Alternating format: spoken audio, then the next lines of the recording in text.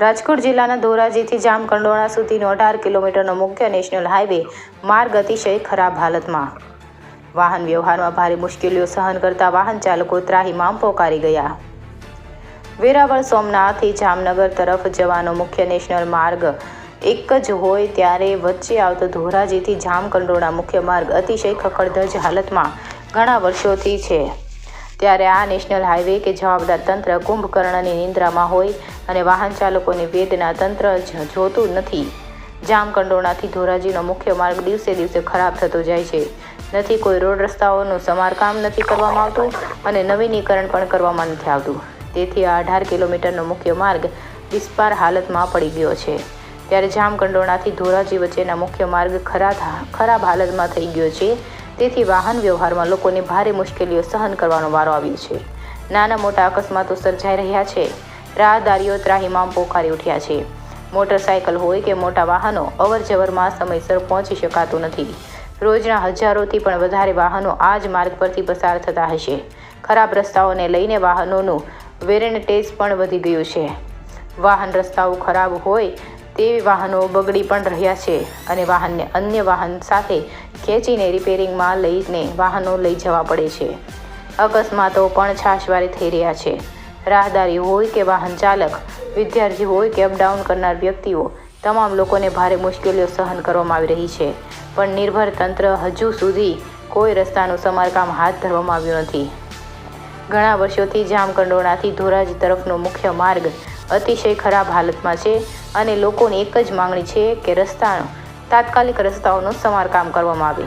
તંત્રના પાપે હજારો વાહન ચાલકો, વિદ્યાર્થીઓ, અપડાઉન કરનાર લોકો ઘણા વર્ષોથી યાતનાઓ ભોગી રહ્યા છે. તો તંત્ર ક્યારે જાગશે તે જોવાનું રહ્યું. આ વિસ્તારના ધારાસભ્ય જરેશભાઈ રાદડિયા કે સંસદ સભ્ય રમેશભાઈ ધડુક, તાલુકા પંચાયત કચેરી, લોકોના મત થઈને ચૂંટાઈ આવેલા તમામ સભ્યો અને હોદ્દેદારો, જામકંડોરણા તાલુકાના ગ્રામીણ વિસ્તારના સરપંચો, જાહેર સંસ્થાઓના આગેવાનોએ આ ભંગાર થઈ ગયેલા રોડ ખબર નહીં જ હોય તેવું જણાઈ રહ્યું છે. અતુલ લશ્કરી, જામકંડોરણા. નિલેશગીરી ગોસાઈ. નિલેશભાઈ, જામકંડોરણાથી ધોરાજી જવાનો રસ્તો છે, ખરાબ છે. કેટલા સમયથી અને શું તમારી માંગણી છે? ઘણા ટાઈમથી આ રોડ 18 કિલોમીટરનો તો બહુ ખરાબ છે.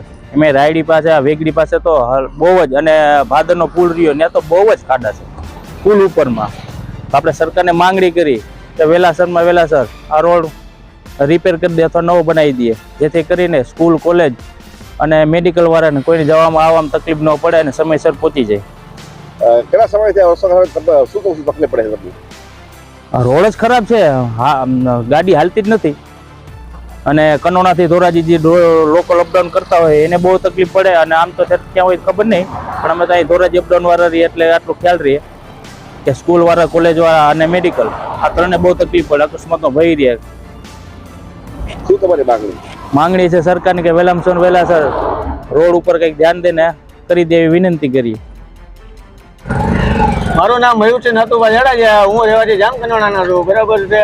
અમારા રસ્તાની એટલી માંગ છે કે તમે ખાડા તમે જુઓ, પબ્લિક હેરાન એટલું થાય છે.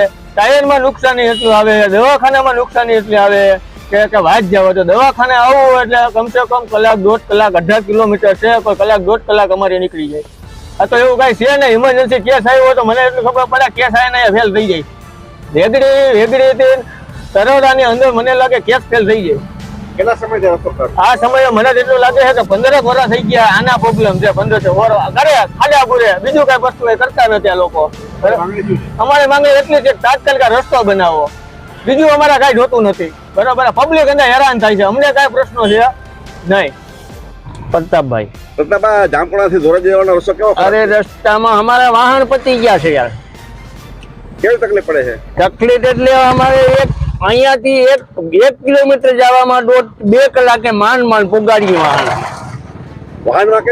વાહનમાં નુકસાની બહુ છે. અત્યારે રસ્તામાં આવતા ટ્રેક્ટર બગડ્યું એટલે બીજા ટ્રેક્ટર લાવીને ઢાળીને લઈને જાય છે ઘેર. બહુ નુકસાની આવે.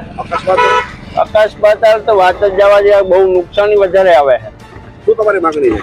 માંગણી અમારે રસ્તો બનાવવાની માંગણી.